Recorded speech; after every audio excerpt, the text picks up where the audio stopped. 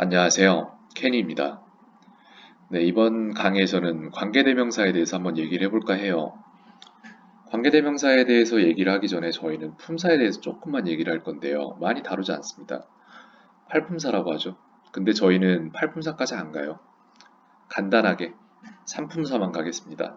명사, 동사, 형용사 이렇게 가는데요. 저희는 이 아이들의 각각의 색깔을 조금 넣어볼까 해요.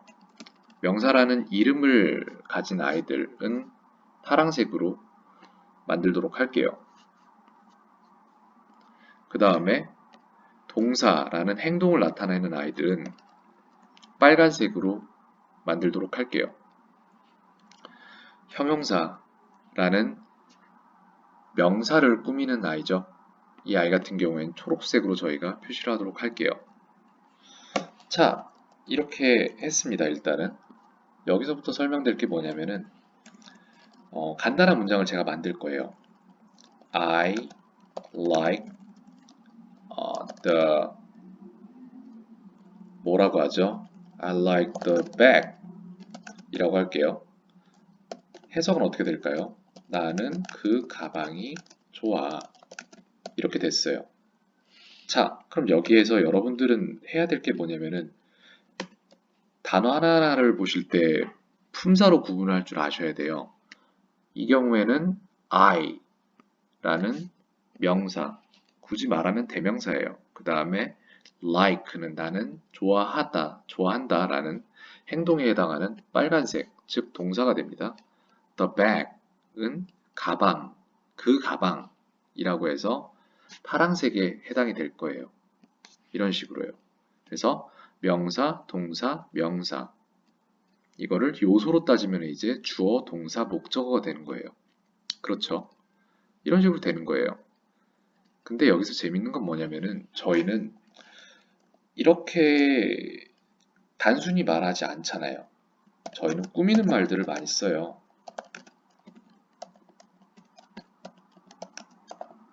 이런 식으로요. 그래서 I like the black bag 하면은 뜻이 어떻게 되죠, 이제는?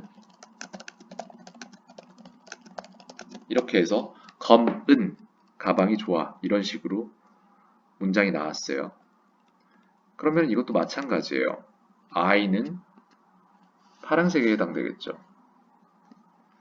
그러면 like 같은 경우에는 동작이니까 빨간색으로 설정을 할게요. 그 다음 the black bag인데 bag은 여전히 파란색이 맞아요. 그죠?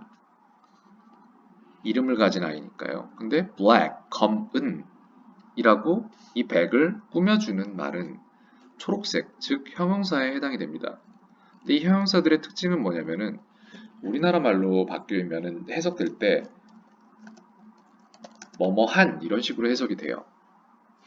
이렇게 해서 명사, 동사, 형용사에 대한 간략한 설명을 마쳤습니다. 자, 그럼 여기서 저희는 다음으로 넘어갈게요. 이제 본론으로 들어가는 거예요.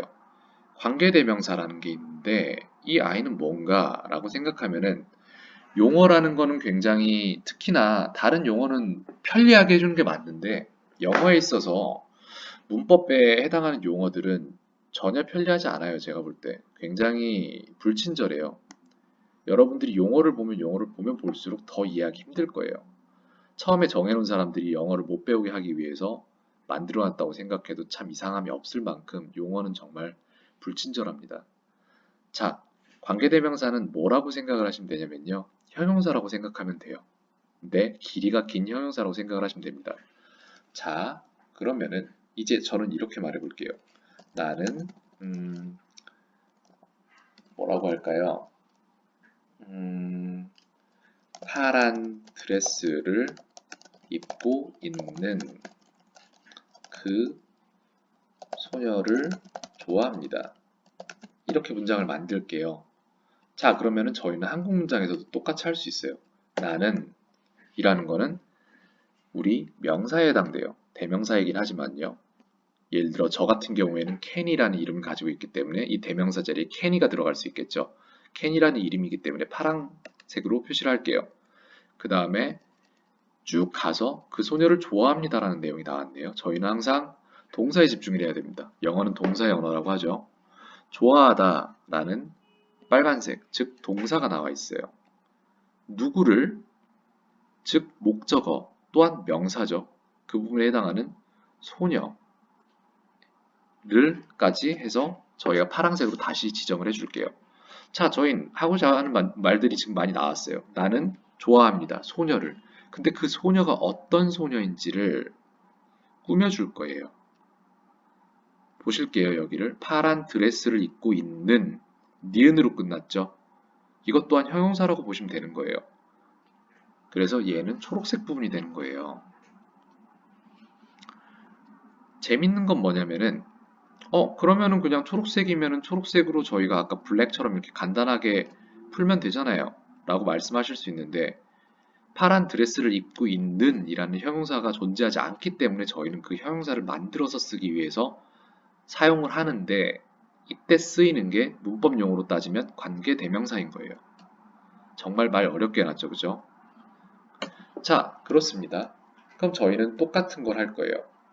아까와 같이 주어를 넣고 I라는 나는를 넣고 그 다음에 좋아합니다라는 동사를 넣습니다. Like 뭐를 좋아한다 그랬죠? 그 소녀를 the girl 이렇게 해서 색깔 하나씩 부여를 할까요? 그러면은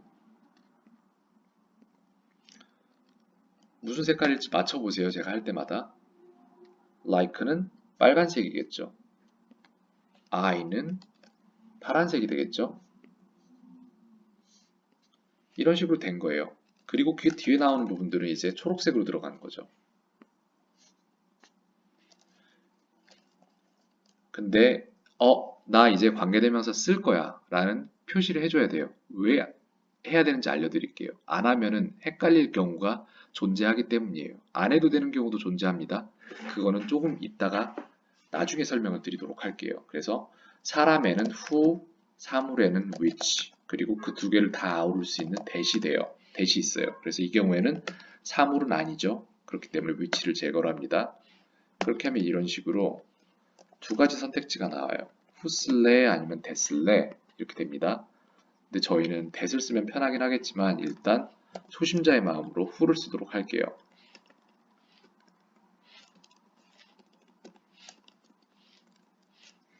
who 그 다음에 파란 드레스를 입고 있는 이라고 해서 is wearing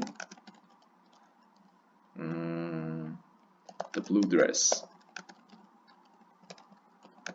이런 식으로요. 형용사는 일반적으로 명사 앞에서 뒤에 따라오는 명사를 꾸미지만 관계대명사의 경우에는 이 뒤에서 꾸며요. 그 점을 알고 계시면 좋을 것 같습니다.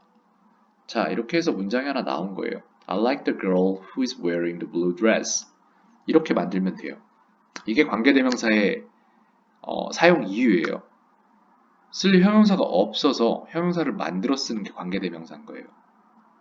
그리고 만드는 방법은 어떻게 한다? 그냥 문장 우리 쓰는 것처럼 똑같이 쓰면 돼요. 그 다음에 명사 뒤에다가 그 명사가 사람이면 who를 넣고 사물이면 which를 넣고 그 다음에 하고 싶은 말을 적는 거예요. 근데 이 부분이 또 재밌는 게 있어요. 어떤 부분이 재밌냐면은 관계대명사라는 건 일반적으로 두 가지 문장을 하나로 합치기 위한 문장이에요. 두 개를 나눠 볼게요. 나는 그 소녀를 좋아한다. 이게 첫 번째 문장이 되겠고 두 번째 문장은 그 소녀는 파란색 드레스를 입고 있다. 이게 두 번째 문장이에요. 하나씩 만들어 볼까요?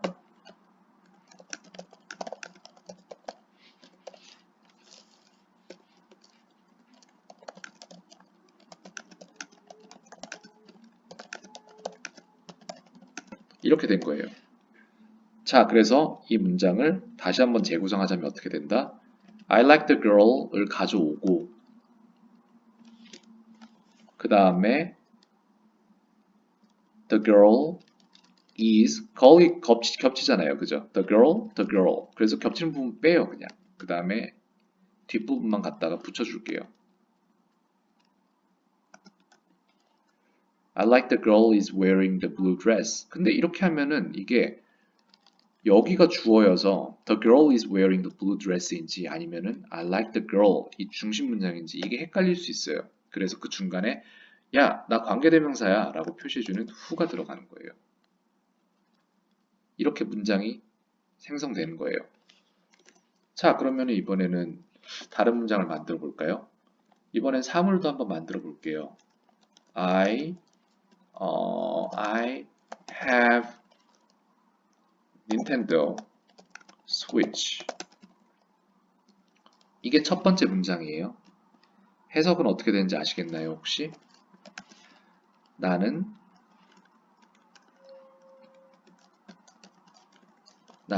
닌텐도 스위치를 가지고 있다. 이렇게 되겠죠?